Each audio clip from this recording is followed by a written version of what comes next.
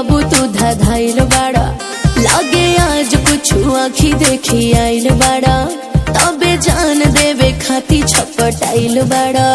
देहिया में आग लगा के देवता भीतर के जगा के, काहे झनकलू झमका के, दांते से ओढ़नी दबा के, अपना जीजा से भाव खा के, नाचेलू मुँह चमका के।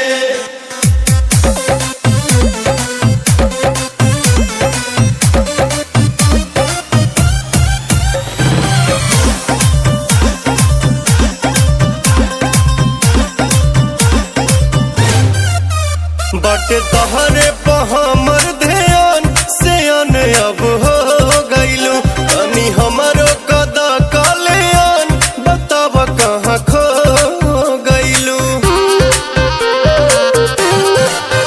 काहे भइल बड़ा उन्मादी हो, अभी मिली नहीं परसादी हो।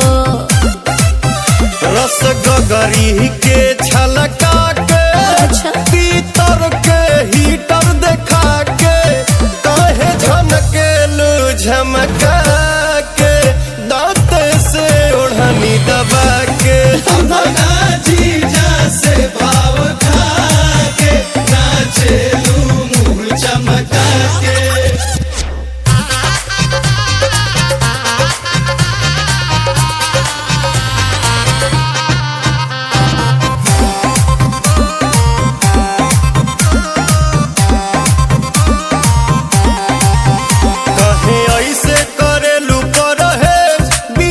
वाला एज भइल हमरा चाही